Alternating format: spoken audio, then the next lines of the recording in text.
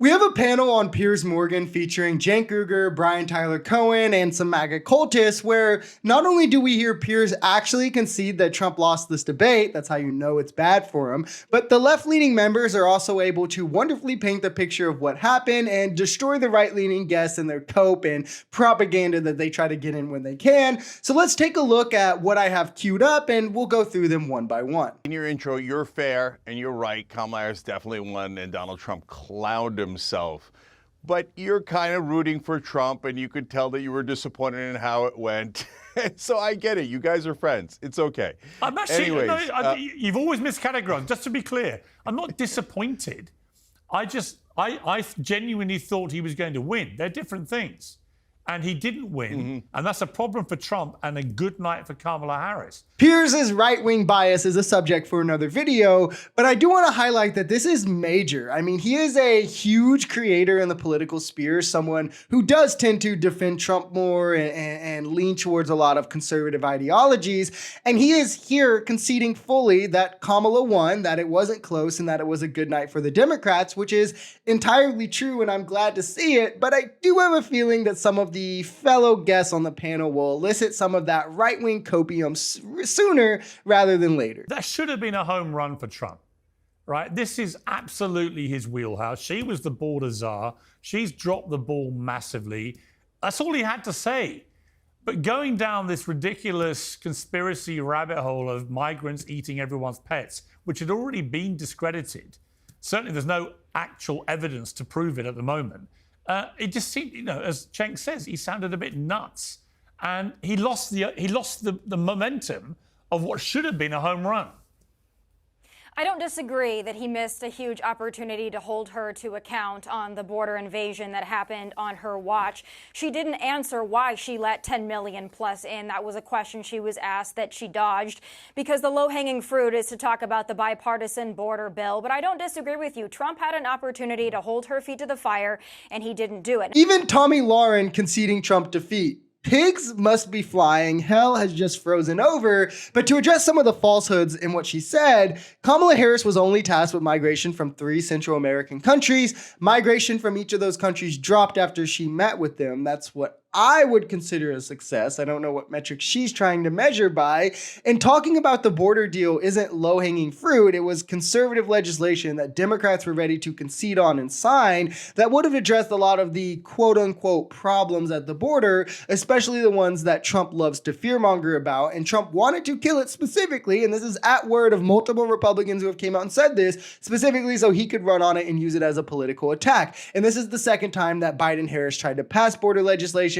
They tried in 2021 where Republicans refused because they repealed stay in Mexico, return to Mexico, whatever it's called. And because of that, Republicans were like, well, no, then we're not going to work on you with border legislation at all, because they were trying to do more of the reform route, right? And Republicans are like, no, we just want to keep it all the way out. So then when Biden and Harris go ahead and concede and are like, okay, we'll do your super conservative legislation, Trump is like, no, kill it. And then Republicans are like, no, we're not doing this either. And then Biden went ahead and did it through executive order, what he could, and border crossings are now down lower than they were when Biden came into office. So I don't really get the point here. And calling that low-hanging fruit is kind of wild because you're doing so just because you can't defend what Trump did. I thought Trump did very well for the first 20 or 25 minutes. I thought that was a pretty clear victory. And then when Kamala, quite good at manipulating people, was able to get him to fall for the trap on the crowd sizes, that did throw things. However, that was also when the moderators stepped in, the so-called moderators. And so you really did have a 3-on-1 debate at that point. There were missed opportunities, but Cenk earlier mentioned that President Trump said all sorts of things that aren't true. And the example he used was the notion of post-birth abortion, the notion that babies are killed through abortion after birth. And Lindsay Davis, who was one of the so-called moderators, made this point when she fact-checked Trump.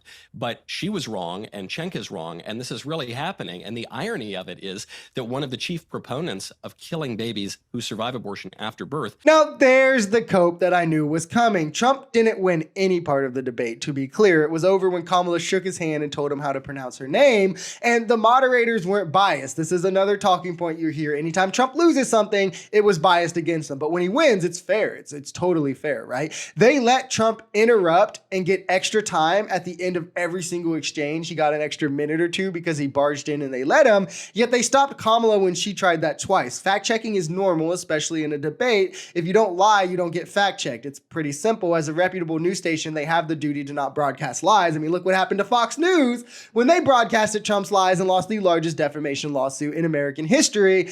And also, no, post-birth abortions are not happening. The proponent for this is from a clipped up snippet of a governor where if you listen to more than 10 seconds before and 10 seconds after the clip that circulates on the cesspool known as Twitter, you'll see that he's only talking about non-viable fetuses. And no, Waltz doesn't support this either. It's a bit of a misnomer to say it. He changed wording of legislation for babies born after an abortion attempt from preserve life to give care, doing so because, well, reports on babies born after an attempted abortion has been required for a long time. And in the last couple years, I think it's like 12 years, I don't remember the exact extent of the report, but there was 24 cases, and in every case, the baby died, including a fetus who was born with no kidneys, who was kept alive for 99 minutes before dying. So again, we're talking about non-viable fetuses here that can't survive even if they're born outside of the womb. It's not a baby that is completely viable and healthy being born and then being left to die with nothing, because in that instance, all those babies would be to be given care, which is what Tim Waltz put in the legislation. In this debate, Kamala Harris, the right wing is saying, manipulated Donald Trump into being dumb and saying dumb things. Well, what does that tell you about Donald Trump? I mean, really, guys, you know it too if you're a right winger.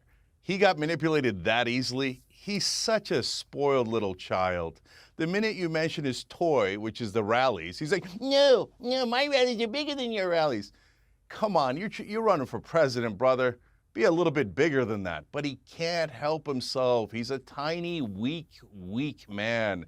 That's why he was baited so easily. His mind is weak.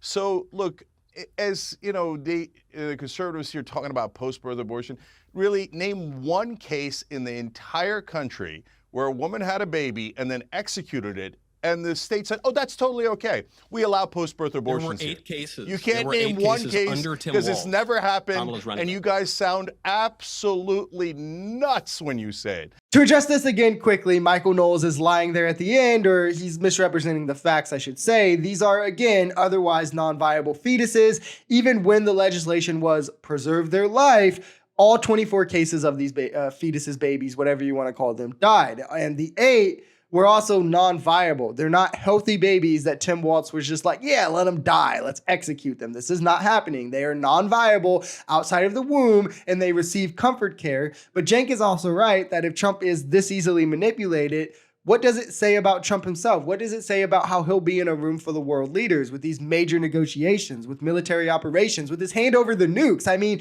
if it's that easy to take him down these paths and manipulate him and trick him, and that's what happened here, why would we ever want him to be president? I mean, and then if it's not he was manipulated easy, then it's just that he's stupid.